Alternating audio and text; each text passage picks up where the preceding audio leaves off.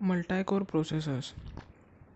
Till recently, the approach used for building faster processors was to keep reducing the size of chips while increasing the number of transistors they contain.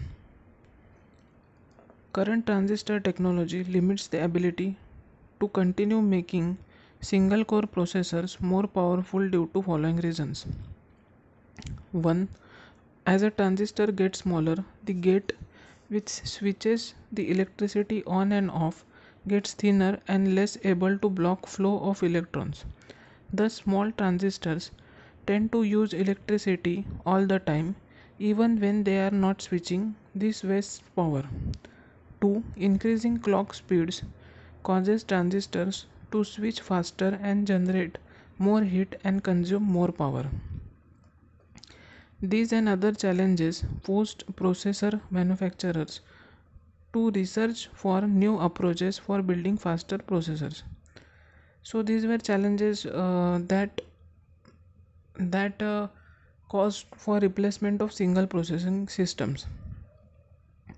In response, manufacturers came out with the idea of building multi-core processor chips instead of increasingly powerful, faster single-core processor chips.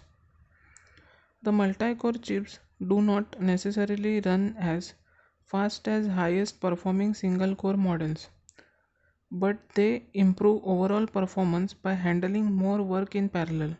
So multi-core processors handle more work in parallel. Operating system OS controls overall assignment of tasks in multi-core processor. In a multi-core processor, each core has its independent cache.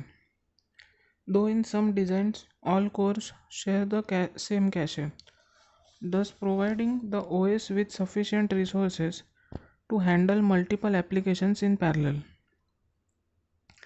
Multi-core processors have following advantages over single-core processors. 1. They enable building of computers with better overall system performance by handling more work in parallel. 2. For comparable performance, multi-core chips consume less power and generate less heat than single-core chips. Hence, multi-core technology is also referred to as energy efficient or power aware processor technology. So multi-core processing technology is a power aware or a more efficient energy efficient technology. 3. Because the chips cores are on the same die, in case of multi-core processors architecture, they can share architectural components such as memory elements and memory management, thus have fewer components and lower cost than system running multiple chips, each a single core processor. 4. Also signaling between cores can be faster and use less electricity than a multi-chip system. Multi-core processors, however, currently have following limitations. 1. To take advantage of multi-core chips, we must redesign applications so the processor can run them as multiple threads. 2. To redesign applications, programmers must find good places to break up the application, divide the work into roughly equal pieces that can run at the same time, and determine the best times for threads to communicate with one another.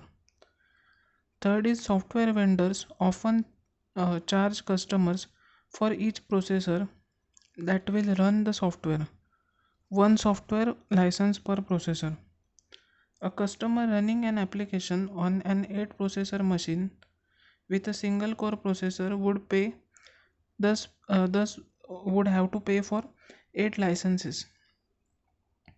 A key issue with multi-core chips is whether software vendors should consider a processor to be single core or an entire chip.